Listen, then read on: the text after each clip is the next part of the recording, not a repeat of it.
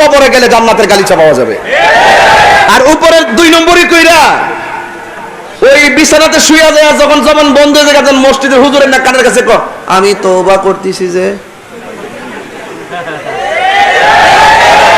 কাজ হবে না, কাজ হবে না। ফেরাউন না সারা জীবন নাফরমানি করছে, যখন নীলনদে ডিব্বা জায়গা কো আল্লাহ তুমি আমার রব, জিব্রাইলে ইচ্ছা মতো ফানা দিয়ে ডুবাইছে। কথা কোন ঠিক না ঠিক?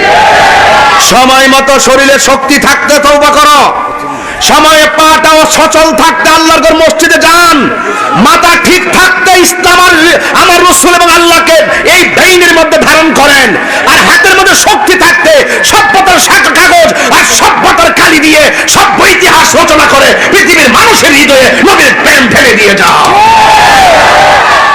আপনি চলে যাওয়ার পর আপনার জন্য মানুষ দোয়া করবে। আর অন্তর যদি পেশ থাকে, সবাই যেখানে আমার আই লাভ ইউ বলতেছেন বেশি কিন্তু এরকম না, কিছু লোক আইসা তামসা দেখতো। আমি সব জানি, সব বুঝি, কিন্তু আমি বিশ্বাস করি আমি যদি হক কথা বলি আমার কথাটা উল্টাইবার ক্ষমতা এই দেশে লাট বাহাদুরেরও নাই। তাহিরি যখন ধরবে চিন্তা ভাবনা করে কাউরে ধরে, খুব জায়গা মতো ধরে, ইমানে আলোচনায় কাউকে ছাড় নাই। কথা কোন ঠিক কিনা? বেঈমানি করলে অ্যাকশন টু অ্যাকশন হবে। কথা বলেন ঠিক কিনা? এখনো সময় আছে, মাপ চাপ চাইয়া শুরু হয়ে যাও গা। হ্যাঁ ভাইয়ের আমার, এবার আসুন একটু সামনে বাড়ি। দিল যদি ঠিক থাকে, দিলটা যদি ঠিক থাকে, কবরে যাওয়ার পর আপনার লাশের মধ্যে পচন ধরবে না। আর দিলটা যদি ঠিক না থাকে, কবরে যাওয়ার পর বাস পচার আগে আপনার লাশ পচে যাবে। তো আপনারা জবান খুললে কোন অন্তরের মালিক, অন্তর্জামী কে? তো মুখে মধুর কথা বলবেন, অন্তরে যদি মুনাফিকি থাকে, কেউ ধরতে না পারলো একজন তো ধরছেন, তিনি কে? আল্লাহ রাব্বুল আলামিন মুনাফিকের শাস্তি বড় ভয়ঙ্কর দিবেন। আমাদের সমাজে মুনাফিকের সংখ্যা বেড়ে গেছে। কেমনে বুঝলাম? মসজিদের চাইতে বাজারের সংখ্যা বেশি। কথা কোন ঠিক কিনা? মসজিদে গেলে গড়ির কাঁটা দেখে, বাজারে গেলে গড়ির কাঁটার দিকে তাকায় না। মসজিদে গেলে খুব ব্যস্ত, ইমাম সাহেবের ধমক মারে তাকদা নামাজটা পড়াইলাম, আর বাজারে গেলে এই ঘড়ির কাঁটার দিকে আর তাকায় না। ভাইয়ের আমার, মরতে হবে, কবরে যেতে হবে। আল্লাহ বলছেন কুল্লু নাফসিন যায়িকাতুল মাউত,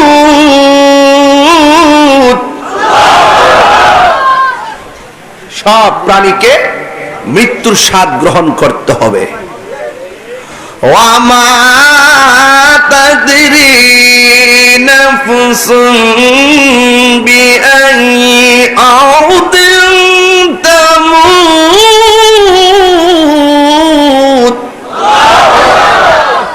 তুমি তো জানো না কোন জায়গায় তোমার কাছে আজরাইল আসবে। যেখানে তোমার মৃত্যু লেখা আছে সেখানেই তোমার কাছে আজরাইল আসবে, এতে কোনো সন্দেহ। আপনি কি মনে করেন যে কিয়ামত একবার ইসরাঈল আলাইহিস সালাম সিংহা ফু দিবে এটাই কিয়ামত? এটা হলো সমষ্টিগত কিয়ামত। সবচেয়ে বড় কিয়ামত হলো আজরাইল যখন তোমার রূহটারে হানা দিবে। সবচেয়ে বড় কিয়ামত যখন যার যার জানটাকে নেওয়ার জন্য আজরাইল আসবে। 7 সমুদ্র 13 নদীর পানি মুখে দিলেও পানি তৃষ্ণা মিটবে না।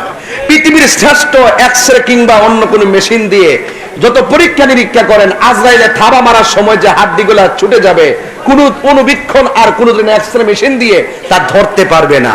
রগগুলা যে ছিঁড়ে যাবে, কানেকশনটা কিভাবে ছিঁড়ে যাবে সেটা মেশিন দ্বারা ধরতে পারবে না। ডিসকানেক্ট হয়ে রক্তগুলা পানি হয়ে যাবে। এই সময় মৃত্যুর সময়। কথা বলেন ঠিক কিনা? আমি বলছিলাম হারিয়ে যাব একদিন, আমি রব না ভুবন চিরদিন। বলো হারিয়ে যাব রব না ভুবন চিরদিন। ক্ষমা করে দিও তোমরা আমায়, বলো মায় ভুল করে থাকি যদি কোনো দিন, হারিয়ে যাব রব নাই ভুবন চিরদিন। বাঁশি বাগানে বা গোরস্থানে হয়তো দিবে মোরে খবর। একটু বাবার কথা খেয়াল করেন, একটু দাদার কথা খেয়াল করেন, যাদেরকে কবরে শোয়াই দিয়েছেন। বাঁশি বাগানে বা গোরস্থানে হয়তো দিবে মোরে খবর। তোমরা আমায় যাবে ভুলে, রাখিবে না জানি কোন খবর। পড়বে কি মনে আমার কথা, ফেলবে কি অস্ত্র কোনদিন, হারিয়ে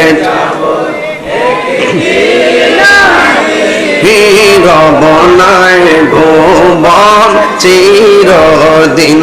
বলো হারিয়ে যাব রব নাই ভুবন চিরদিন।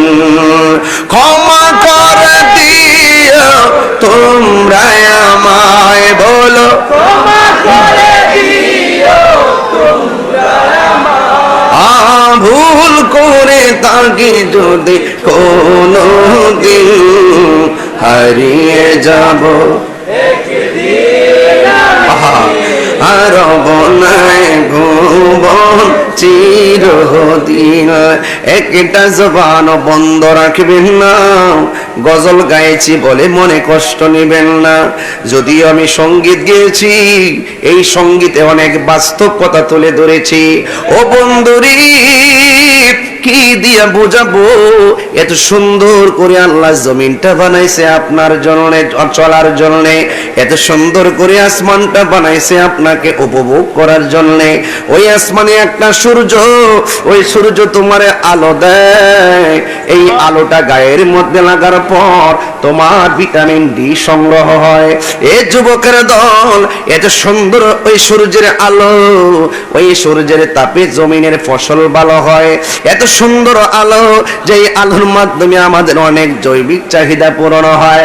এ বন্ধুরি রাতের বেলা এত সুন্দর চাঁদ আমাদেরকে কিরণ দেয়। এই চাঁদের ভিতরে ও যুবক কত সুন্দর আলো। এরপরে কি সুন্দর যার বাতিগুলো দিয়ে আসমানটারে সুন্দর করেছেন।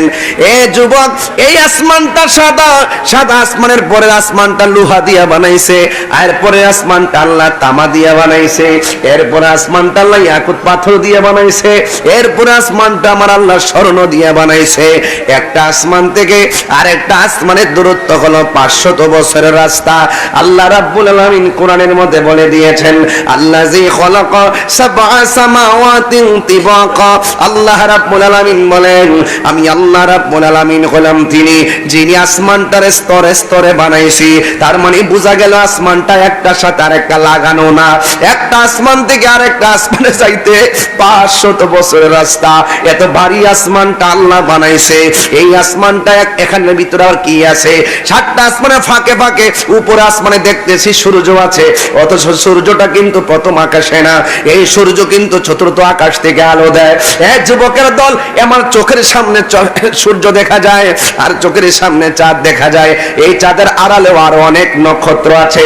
1 নম্বর যদি দড়ি সূর্য আছে, 2 নম্বর যদি দড়ি চাঁদ আছে, 3 নম্বরে যদি দড়ি তারকা আছে, 4 নম্বরে দড়ি দড়ি ধূমকেতু আছে, 5 নম্বরে ছায়াপথ আছে, 6 নম্বরে উল্কাপিণ্ড আছে, 7 নম্বরে নিহারিকা আছে, 8 নম্বরে প্লুটো আছে, 9 নম্বরে ছায়াপথ আছে। এই রকম ভাবে অনেকগুলো নক্ষত্র গ্রহরাজি গ্যালাক্সি দিয়া আল্লাহ আসমানটারে বানাইছে। এই আসমানটা আমার আল্লাহ এত ভারী কইরা বানাইছে। এখন মনে করতেছেন আমি আপনাদের ওয়াজ শোনাইতেছি, না না, এটা এটা ওয়াজ না, এটা আসলে ঘটনা না, এটা হলো চেতনার কথা। ঘটনা আর চেতনা এক জিনিস না। কিছু আছে মনে না রাখলে অসুবিধা নাই, কিছু আছে সময়ে সময় নয়, সব সময় মাথায় ঢুকায় রাখতে হয়। আল্লাহ রাব্বুল আলামিন বলেছেন ওয়ায়াতাফাক্কারুনা ফি খালকিস সামাওয়াতি ওয়াল আরদি, আসমান এবং জমিনের মধ্যে যা কিছু আছে সব কিছু নিয়ে তুমি গবেষণা করো। ওয়া হুয়াল্লাযী খালাকাস সামাওয়াতি ওয়াল আরদ, আল্লাহ রাব্বুল আলামিন আসমান এবং জমিনের রব। এই আসমান এবং জমিনটারে তিনি বানাইছে। এ বন্ধু, এত সুন্দর আসমানটারে বানাইলো, এত সুন্দর আসমানটারে যে বানাইছে, এত ভারী একটা আসমান, কিন্তু এই আসমানের মাঝে একবার তাকায়া দেখেন, এই মৌলভী বাজারে এত সুন্দর করে একমাত্র এই যে সুন্দর করে পর্দাটা টানাইলেন, এই পাতলা একটা পর্দা টানাইতে কতগুলা বাঁশের ব্যবহার করলেন, কিন্তু আল্লাহ রাব্বুল আলামিন এত বড় আসমান, এত স্তরে স্তরে 7টা আসমান বানাইলো, লোহা দিয়া, স্বর্ণ দিয়া, তামা দিয়া, ইয়াকুত পাথর দিয়া, এত ভারী আসমান।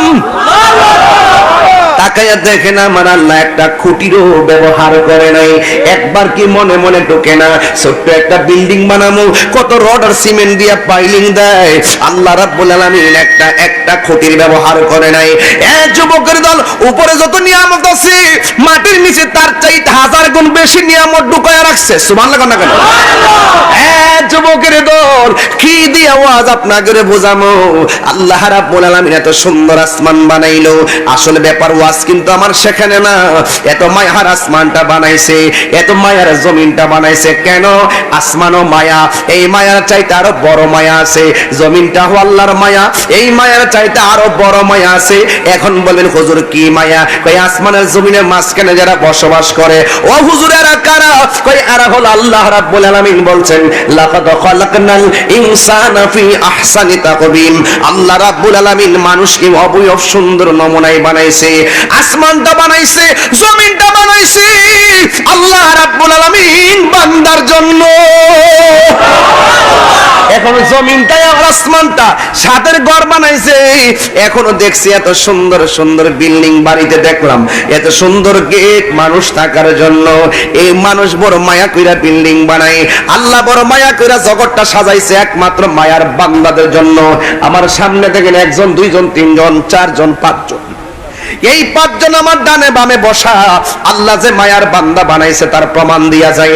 1 2 3 4 5, এই 5টা লোকের চেহারায় তাকায়া দেখেন, একটা চেহারার সাথে আর একটা চেহারা মিলে না, একটা নাকের সাথে আর একটা নাক মিলে না, একজনের ঠোঁটের সঙ্গে আরেকজনের ঠোঁট মিলে না, একজনের সুরের সাথে আরেকজনের সুর মিলে না।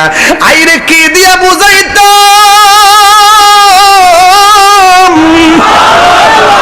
আরে বাবা, হাসির খুরাক দিচ্ছি না, আমি কি দিয়া বুঝাইতাম? এই যে দেখেন একজনের কণ্ঠের সাথে আরেকটা কণ্ঠ মিলে না। আল্লাহ কোটি কোটি বাঁশি কেমনে বানাইলো, একজনের নাকের সঙ্গে আরেকটা নাক মিলে না। আল্লাহ রাব্বুল আলামিন বলেন খলাকতু বিয়াদাইয়া, আমি আল্লাহ আমার কুদরতি নিজের হাত দিয়া বান্দার চেহারাটাকে বানাইছি। এই মায়ার বান্দা বানাইয়া আল্লাহ কি একটা এলান করে দিছে। আল্লাহ রাব্বুল আলামিন বলেন কাইফা তাকফুরুনা বিল্লাহি ওয়া কুনতুম আমওয়াতান ফাআহইয়াকুম সুম্মা ইউমীতুকুম সুম্মা ইউহয়ীকুম সুম্মা ইলাইহি তুরজাউন। আল্লাহ এত সুন্দর করে মায়ার বান্দা বানায়া আল্লাহ কয়, বান্দা তুমি কিভাবে আমি রবকে অস্বীকার করবে? তোমার তো আমি আল্লাহ বানাইছি, তুমি আমার কিভাবে অস্বীকার করবে? তোয়া কুনতুম আমওয়াতান, তুমি ছিলে নিষ্প্রাণ, ওয়াফা আহিয়াকুম, অতবার আমি আল্লাহ তোমারে জীবন দিয়েছি।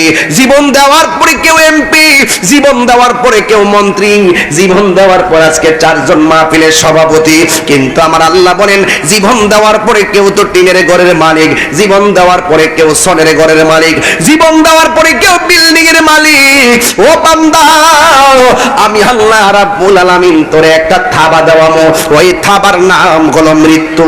আজকে অর্থমন্ত্রী, সাবেক অর্থমন্ত্রী সাইফুর রহমান সাহেব নিজেও জানতেন না, ঢাকা থেকে রওনা দিলে কিংবা বাড়ি থেকে রওনা দিলে ব্রাহ্মণবাড়িয়ার মতো জায়গায় ওই গাড়ি অ্যাক্সিডেন্ট করে তিনি লাশ হয়ে বাড়িতে অথচ তিনি নিজও জানেন না রে বাবা। এই জন্য কে কখন মারা যাবে, অনেক মানুষ কি বলে জানেননি, কই বিদেশ যদি না যাইতো ফুলাটা ছাদের উপর থেকে পয়রা মরতো না। আমি বলছি বাবা তোমার আইডিয়া ভুল। ওখানে আল্লাহ মারবে এই জন্য বিশা লাগাইছে, ওখানে মারবে এই জন্য বিমানে উঠাইছে, ওখানে মারবে কনস্ট্রাকশনের কাজ হয়েছে, ওখানে মারবে ছাদের উপর উঠাইছে, ওখান থেকে পড়বে আজরাইল কই এখানেই তোর মরণ লেখা আছে। একটা বাচ্চা পানির মধ্যে পড়ে মারা গেলে ওই মহিলারা দমক দিয়া কয় তুমি যদি ঘরে থাকতা বাচ্চারা পানি পড়ে মরতো না। আমি বললাম তুমি ভুল পথে আসো। ওই বাচ্চার মা বাজারে যাওয়া আর বাচ্চারা ঘর থেকে বের হওয়া, পুকুরের ঘাটে যাওয়া আর লাফ দিয়ে পড়ে যাওয়া, ওখান থেকে লাশ হয়ে বের হইয়া আজরাইলে কই এখানে তোমার মরণ লেখা আছে। ও আমার দুনিয়ার মা, বাচ্চা যদি পানিতে পড়ে মারা যায় বেশি দুঃখ কইরো না। আমার নবী বলে বাচ্চা যারা পানিতে পড়ে মারা যায়, পানিতে বইরা মারা গেলে আমার আল্লাহ রাব্বুল আলামিন তার মরণটাকে শহীদের খাতায় লেখা দেয়। এই বাচ্চাটা ছোটবেলা বাচ্চা মারা গেলে দুঃখ করবেন না, এই বাচ্চাটা হাসরের ময়দানে আপনার পক্ষে দাঁড়ায় যাবে। এই জন্য ওয়াজটা শুধু ঘটনা নিয়ে আজকে কোনো ওয়াজ নাই, প্রত্যেকটা ওয়াজ হবে চেতনার কোট কোট করে কথা। এই জন্য যুবক আল্লাহ বলেন আমি তোমার সব দিয়েছি, আমি আল্লাহ তোরে থামা দিমু, ওই থাবার নাম হলো মৃত্যু। আবার আল্লাহ রাব্বুল আলামিন বলেন শুধুমাত্র মরলে চলবে না, মনে কইরো না মরে গেলে সব শেষ। না না না না না না, মরে গেলে সব শেষ না, এই জীবন শেষ হয়ে যাবে। মরার পরে আমি আল্লাহ তোমারে ওয়াসুম্মাইহিকুম, অতবার আমি আল্লাহ তোরে আবারও জীবন দিব। এই জীবনের পরে আর মরণ হবে না। সুখী হলে সুখী, দুঃখী হলে দুঃখী। এই যে মুরব্বী বাবার দিনটা কেমনে চলে গেল, আমার বাবার দিনটা কেমনে চলে গেল। আমি গর্ব করে বলতেছি 17 বছর আগে শাহজাহান ভাই আমারে মর্দন খালানছে জীবনে প্রথম। আরে গর্ব করে বলতেছি, কিন্তু মনের মধ্যে চিপ মারতেছে, মনে হয় যেন ওই দিন আসলাম। আমার বয়স যদি থাকে 60 বছর, তাইলে আমার জীবন থেকে তো এই 41 বছর সময় চিরদিনের জন্য চলে গেছে। এই মুহূর্তে যেইভাবে টান দেই আর 10টা বছর পরে ভাই বাচ্চা থাকলে হাজার চেষ্টা করলো আমি পারবো না, কারণ ফুলের সৌরভ মানুষের গৌরব চিরদিন থাকে না। এই জন্য যদি আল্লাহ শরীরটা সুস্থ রাখে, সেজদা দিয়ে আল্লাহর কদমে পড়ে যান। আল্লাহ যদি আপনার ধন সম্পদ দেয়, সেজদা দিয়ে আল্লাহর কদমে পড়ে যান। আল্লাহ যদি আপনার সন্তান দেয়, সেজদা দিয়ে আল্লাহর কদমে পড়ে যান। আল্লাহ রাব্বুল আলামিনের কদমে যখন পড়ে যাবে, সৃষ্টি তোমার জীবনের শুরু নিয়ে টেনশন নাই, মাঝখান দিয়েও টেনশন নাই, কবর গেলেও টেনশন নাই। আমার নবী আপনার নবী বলেন ওই কবরে যাওয়ার পর মানুষ যখন কবরে যায় আর মানুষ যখন আল্লাহর প্রেমে দিবানা পেয়ে যায়, রাসূলুল্লাহর আদর্শ যদি তার জীবনে বাস্তবায়ন করে, আমার আল্লাহ রাব্বুল আলামিন কবরে যাওয়ার পর তার বডির নিচে জান্নাতের বিছানা বিছায়া দেয়। আরো বড় করে বলুন না সুবহানাল্লাহ। এই জন্য যুবক ভাইরা আমার, আল্লাহ রাব্বুল আলামিন কয় ইন্নাহু হুয়া ইউবদি ওয়া ইউঈদ, ওই নিশ্চয়ই আমি আল্লাহ তোর শুরুর মালিক, আমি আল্লাহ তোর শেষের মালিক, আমি আল্লাহ তোরে জীবন দিয়েছি, আমি আল্লাহ তোরে মরণ দিমু। এই জন্য এই মসজিদের ভিতরে অনেক এলান হয়েছে ইন্না লিল্লাহি ওয়া ইন্না ইলাইহি রাজিউন। এইভাবে মসজিদের মধ্যে এলান হয়েছে। যুবক ভাইরা আমার, এই দুনিয়া ছেড়ে তোমাকে আমাকে চলে যেতে হবে। এই কবরে যাওয়ার পরে আমার রাসূল আপনার রাসূল বলেন বেনামাজির জন্য কবরে 3টা শাস্তি অবধারিত। বেনামাজির জন্য 3টা শাস্তি অবধারিত। 1 নম্বর শাস্তি হলো কবরটা ছোট হয়ে যাবে, কবরটা সংকুচিত হয়ে যাবে। ডান পাশের মাটি, গুরুস্থান আসেনি এলাকায়? কোন দিকে বাবা গুরুস্থানটা? এই যে আমার সামনে গুরুস্থান, ডানে বামে কবর আছে তো? এক হাত ধরে একটা কবর, আরেক হাত ধরে আরেকটা কবর, দুই পাশে 2টা কবর, মাঝখানে মানিক মিয়ার কবর। কিন্তু মানিক মিয়ার কবরে সুখে কিনা দুঃখে আছে, পাশের কবরের মানুষটা সুখ নেওয়ার অধিকার নাই, দুঃখে থাকলে দুঃখের ভাগ নেওয়ার অধিকার নাই। কেবলমাত্র তোমার জীবন তোমার, তোমার মরণ তোমার, তোমার কবর তোমার, তোমার হাসরের হিসাব কেবলমাত্র তোমার। কথা কোন ঠিক কিনা? এই জন্য যুবক ভাইরা আল্লাহ রাব্বুল আলামিন বলেন এই বেন আল্লাহ রাব্বুল আলামিন বলেন নিশ্চয়ই আমি তোমাদের শুরুর মালিক শেষের মালিক। এই জন্য আমার নবী বলেন বেনামাজি হইয়া কবরে গেলে ডান পাশের মাটি বাম পাশের মাটি এমন জোরে তোমারে চাপা মারবে, এবার তোমারে যখন চাপা দিবে ডান পাশের হাড্ডিগুলি বাম পাশের হাড্ডির ভিতরে ঢুকে যাবে গো, আর বাম পাশের হাড্ডিগুলো ডান পাশের হাড্ডির ভিতরে ঢুকে যাবে। এই মাত্র মাটি চাপা মারবো, কবরে মানুষটা কইব আল্লাহ, আরে ভাই সবাই কোন না আল্লাহ, তিনবার কোন আল্লাহ।